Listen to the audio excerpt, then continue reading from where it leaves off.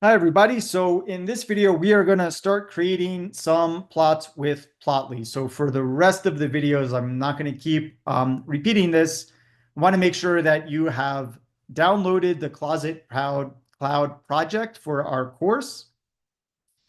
And you either have our studio downloaded on your computer or you have an account with Posit Cloud where you can interact with those documents. So I'm now working in Posit Cloud with the source materials here. And I'm going to resize my window so that I can look at the main source window, takes up the most space.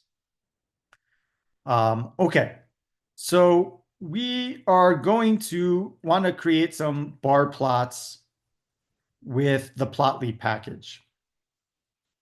And the easiest way, if you're familiar with ggplot2, and we all are, is to first create a ggplot and then use the function ggplotly to convert that into an interactive graphic. So this is useful because it's going to build off of our previous knowledge from working with the tidyverse rather than just starting with an entirely new package from scratch. So in order to create these documents or to create these plots, I'm going to load the tidyverse. We really just need ggplot2, but we're going to use dplyr a bit in this module too. So I'm going to load all of the tidyverse core packages, and I'm also going to load the plotly package. And I'm going to pull in data from the Palmer Penguins package. So the assumption here is that in a tidyverse, plotly, Palmer Penguins, they've all been installed. And in fact, these were installed in the project workspace. So you shouldn't have to install any of these packages if you took all of the source files from the Posit Cloud project. But you will need to load them with the library command. So this first code cell is just loading up those libraries, tidyverse and plotly. And notice here, this tag up top is just an output option, which is saying when this document is rendered to an HTML file, don't include this output, don't include the message that I see below in the HTML file. So message false means don't show that.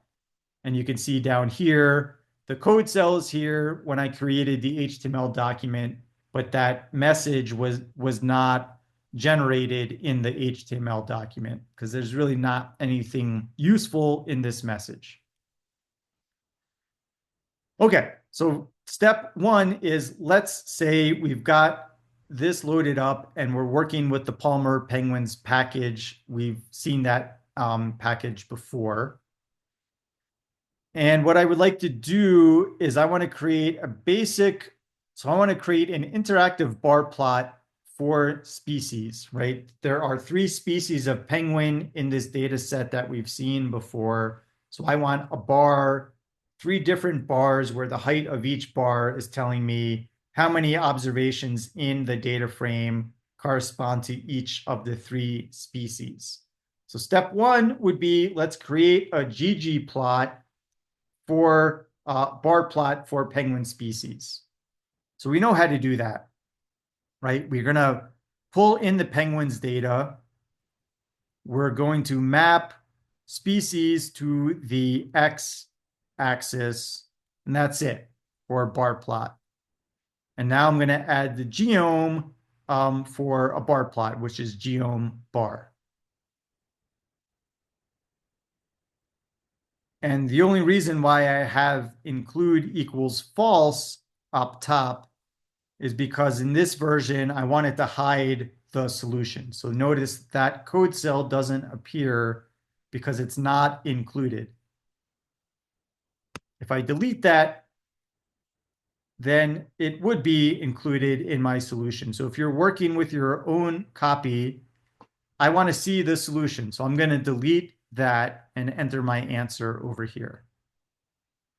And now I'm going to run this code cell, and out comes the ggplot of species. And one thing that's nice when we're working in RStudio is that the plots are generated. They're bigger than the plots that we were working with in Colab.